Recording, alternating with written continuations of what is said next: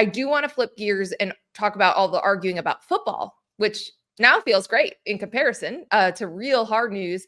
But we have spent the days since Selection Sunday very angry. Like everyone in college football has been very angry since Sunday.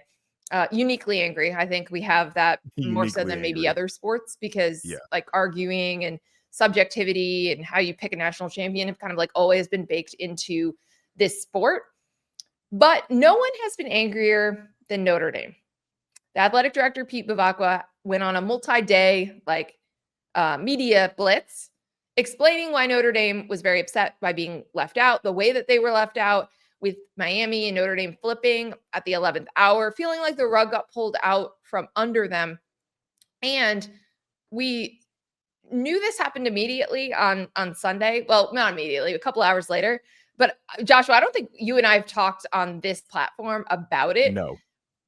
Because it happened, right? We were doing the live show. It happened later. Okay, so Notre Dame decides, no, we're not going to play in a bowl game at all. No Pop-Tarts, nothing. What was your reaction to the Irish 10-2, just missing the playoff, deciding not to play in the postseason at all? Yeah, I mean, like, do I love the idea of a team passing on an opportunity to play more football? No. Do I completely understand them? Yes. And if I was Notre Dame, would I be like this? Probably so. I think, and I've talked about this, I think it starts with this idea is in the 12-team era, one of the things that got killed and I think really hurts is this idea that you don't get to end your season saying that you're Fiesta Bowl champs anymore, right? Like that is a part of the bracket. And if you don't get in, like playing for Pop-Tarts, as much as you and I love that bowl game, doesn't have the same prestige. And when you're Notre Dame and you're trying to put trophies in the trophy case, like I don't think the Pop-Tart one really holds that much weight. And so I think that's a part of the calculus. The other part that I think is really important here, and the one that resonated with me the most, is it absolutely felt like there was a coordinated effort by whomever that Notre Dame was going to be the one that was boxed out. Whether it was the ACC doing what they did, or whether it was this whole Alabama can't even slide one spot narrative that started to pop up on the last day in the first 15 minutes of that selection show, and Nick Saban coming out in his crimson jacket, which somebody should have told him, please just don't wear that today, because obviously people are going to feel a way about it. He's done it multiple years, if I'm remembering right. And it's like, you know, I'm not trying to, I've already made my piece about Saban. I'm not trying to take the shot at him, but just the whole setup looked like it was everything to make Notre Dame the odd team out in this scenario. Well, why the hell would I give you the opportunity to broadcast one of my games in the postseason and make money off of it? By the way, I started looking at the ACC and what they did in terms of their TV. Their highest rated game was when Notre Dame played Miami the first week of the season. And their best games all year long have been against teams that aren't in the ACC. So let's be perfectly clear about where they're at. If I'm Notre Dame, there's no chance that they get to touch my brand in the postseason. And so, yeah, it's a tantrum. Yes, it's take your ball and go home. Yes, it's petty. All the different things that people are saying. If I were them, I'd be just as petty too. So I totally understand where they're at. I think that it would have been totally different. If you don't have weekly rankings, you know how I feel about those. Yes. They should have been abolished years ago. Everybody's on that now. Finally, momentum to get rid of them. You started it, though. You got to make sure people know that you started years. And certainly earlier this season, because they were particularly bad this year. But let's say we don't have weekly rankings. So we haven't seen Notre Dame ahead of Miami for 5 weeks. And then we get to the final weekend. And there's a bunch of 10-2 teams, and we're not sure what order they are.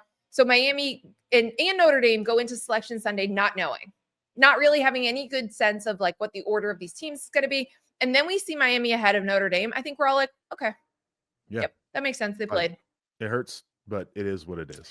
So to me, it's the expectation for 5 weeks that you are in a good spot. You've done everything you can because you're winning games and you're getting that cushion ahead of a team you beat or you lost to. Again, you're a little concerned because Alabama just leapfrogged you off of a win over Auburn. But outside of that, like the committee is telling you you're in a good spot. And then at the 11th hour, they pull out the rug from under you. So that's where I think I understand then suddenly not wanting to play. Like you have been geared up towards the college football playoff, preparation, schedule, all the things you need to do for 5 weeks because the committee has been signaling to you that you're good. You're fine. So then to change it up and to do it at the end and then tell you, nope, you're not in it. I understand that. I don't think they would have done this. And Pete Bach, the athletic director, had said, like, this is a 1-year thing. It's not like they're out of Yes. the business of non-CFP bowls.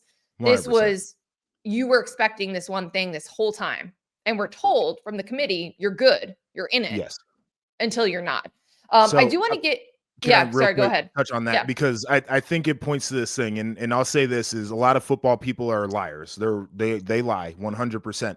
And the reason I'm saying that is everybody who's a football person loves talking about processes and, you know, process oriented and got to make sure the process is right regardless of the outcome. And it feels like a lot of football people right now are just like, well, they got the outcome right. Like Miami should be over Notre Dame because they won head to head. I will never argue anybody on that in terms of what the outcome is and how they got to, but the process was really bad to get there. Yes. And I think that is the point that would make me really mad as a Notre Dame person or anybody really who's a fan of this sport. How am I supposed to trust this process? How am I supposed to have faith in it when that happens? And then the last thing I'll say about denying a bowl bid is everybody's doing this whole, well, wouldn't you love to get the practices and develop your team and yada, yada, yada. This ain't the old days anymore. Like these people are worried about doing NIL contracts right now. They're worried about retaining their roster right now. And why the hell would you develop guys who are getting ready to get out the door and then give them a platform to get some good tape because your top players aren't playing? So guys who you haven't seen all year, who are even thinking about leaving, are going to be the ones taking the bulk of the snaps. Like that to me is another reason why, like, I'm just not going to participate this year, and we'll regroup and we'll figure it out for next year. This idea of having bowl practices to develop your team is an outdated thought process because it's not going to be the same team for next year anyway. Well, and that to that point, Kansas State and Iowa State are not playing bowl games. They opted out. They're going to owe the Big 12, I think it's like $500,000 each. $500,000 a piece. Yeah, for their fine to not fill their bowl obligations. Those are teams that have coaching changes and transitions and disappointment. Certainly for K-State, they're not doing it either, despite all of those other reasons. Oh, the young guys, you could get them reps, you could see, you could evaluate them. No, it's not worth it if it's not worth it. Yep. And there were a number of 5 and 7 teams too that were like, nope, our season was over. We already started our normal offseason stuff. We're not doing it. So I'm with you on that. I think it's defensible. I've not gotten really worked up either way on the Notre Dame Bowl opt-out. But again, my main point is I don't think that happens if they don't see those rankings for 5 weeks. Right. And it's a process feel problem. like it's a process problem. But no, I mean, man. I still think so here's where I am on that stuff moving forward. Again, I think that like cooler heads will prevail and everyone will realize they need each other. The ACC is also like the perfect home for Notre Dame's Olympic sports. So that matters. I don't think the Big Ten would add Notre Dame unless they're a full-time football member. Yes. I don't know that the SEC would do either unless they were a full-time member. And I'm also like the SEC has a lot of big brands, big draws. I don't know that they feel like they need them in the same way. Like they've kind of been the white whale for the Big Ten. You're right. And then again, the Big 12, I think that would be a league that you would think maybe would do the partial deal, like would work with them because it would be such a valuable ad, but not after the commissioner said that. It's crazy. So yeah, I think we end up with the status quo, but maybe this signals that Notre Dame is thinking about its long-term future, like later rounds of realignment. The comment you made about the Real Housewives of college football, it's because that, and I'm one of them. There's a lot of emotional men in college football. People love to make comments about emotions. The men are the emotional ones, and we have to acknowledge that. And that's why this is great reality TV.